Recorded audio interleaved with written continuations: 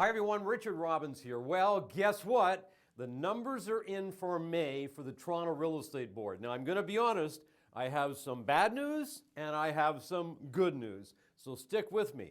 But I'm also going to break down the City of Toronto opposed to the Greater Toronto area as well, because there's some very insightful information there. So first of all, let's do a comparison. How did we do in May 2018 opposed to May of 2017?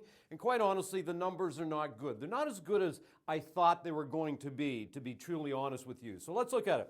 If we look at May 2018, we had just over 7,800 sales opposed to over 10,000 May of 2017, down by 22%. Let's look at our active listings, not new listings, active. At the end of the month, how many listings were on the market? We had almost 21,000 this year opposed to just over 18,000 last year, which means our listings are up by 13.2%. So our inventory is up by 13.2, our sales are down by 22.2. So months of inventory, which of course is this number here, your active listings, you divide this into that, and that tells you how many months of inventory, which obviously determines your supply and demand. We got 2.7 months of inventory opposed to last year at the same time we had 1.8. That's up by 50%, substantial number. Okay, average price 805, this year 862, so we're down 6.6% over a 12-month period, and days on market is taking us about 20 days to get a home sold. Last year it was 11. Now, let me be honest with everybody. We had the foreign buyer tax April of last year. May is, I think, a fair comparison now year over year, because January, February, March, April, we've been comparing, okay, the market this year to the market last year when the market was out of control. But May now becomes a fair comparison, because May of last year we had the foreign buyer tax in place, which means it had an effect in the marketplace. So now we're getting to, I think, more of a fair comparison. And if we look at this, we can see we're still down substantially. Why? Interest rates have gone up, obviously. You know, you look and you say we've also got stress testing, and plus, in all fairness, we've got an Ontario election that's taken place as well that I think has taken some people's attention away possibly from buying and selling real estate, or concerned about what's going to happen based on who gets in power. Now, what I want to do is I want to show you now January, February, March, April, May. But here's what I want you to do. I want you to put 2017 out of your mind. That market is no longer. Yes, some people wish it was. It's gone. It's over. Now we got to face reality and see what we're dealing with. And this is your new market, everybody. This is what we have to be prepared to work in. This is what we have to be skilled to work in. This is what we got to prepare to talk to buyers and sellers about, is working and prospering in the new marketplace. So look at sales, January 4,000, February over 5,000, March just over 7,000, April we got almost 7,700, and then 7,800. Now here's the positive. Gone up, up, up, up, up. Now let's look at active listings. Almost 12,000, over 13, almost 16,000, 18,000, went up to 20,000. Okay, of course, they're going up as we move into the spring and closer to summer. Months of inventory, 3, 2.6, 2.2, 2.3, 2.7, okay? But here's some positive news. Look at average sale price, 737, 768, 785, 805, and 805. It was actually up just a little bit, but not enough to move this marker, which means every month our average sale price has increased. Now let's face it, a bad market, what would be happening with prices? They'd be going down. Our prices are going up. Our sales are going up. Yes, our inventory is going up. Yes, months of inventory went up a little bit here in May opposed to the previous 3 months. And you look at our days on market, we're 20, 20, 20 in the last 3 months. So here's what I want to say. The market is a different market than it was for the first 5 months of last year, absolutely. First 5 months of last year, extremely busy market.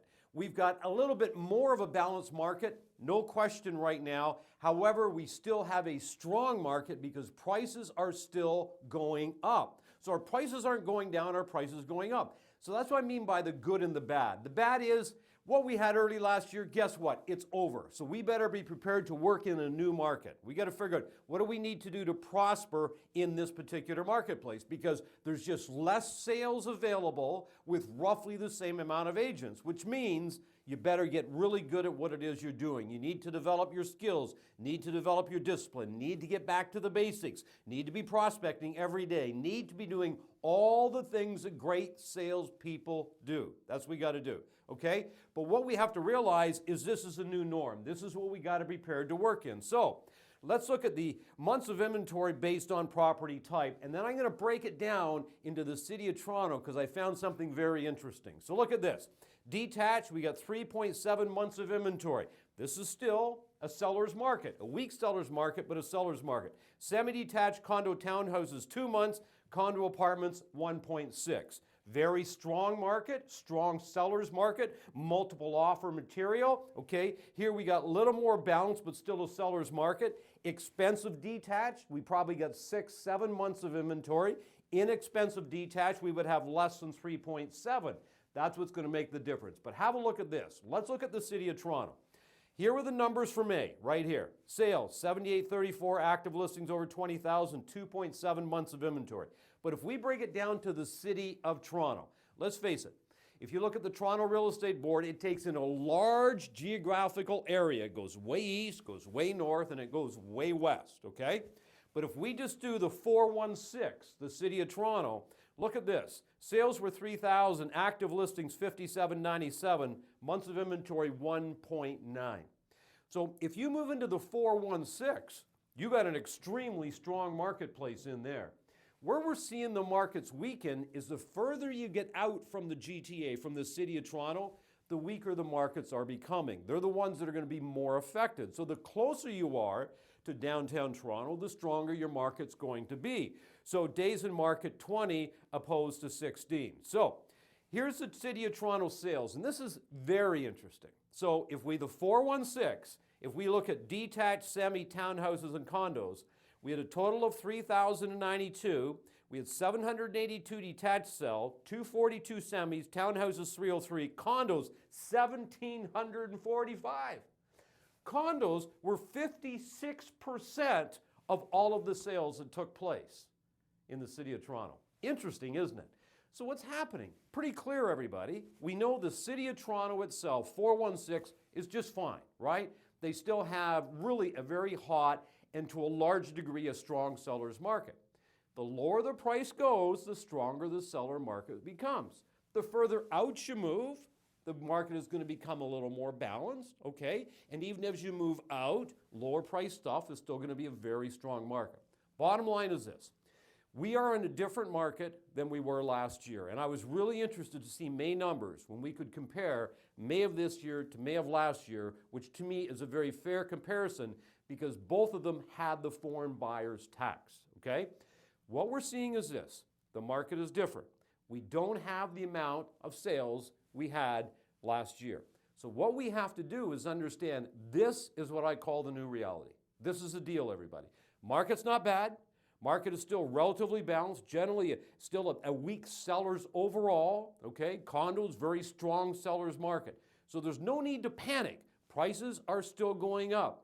Everybody would say when your prices are rising, it's still a good market. However, we don't have the amount of sales we did before, which means develop your skills, back to the basics, prospect every day, price properties right, get price reductions if they don't sell.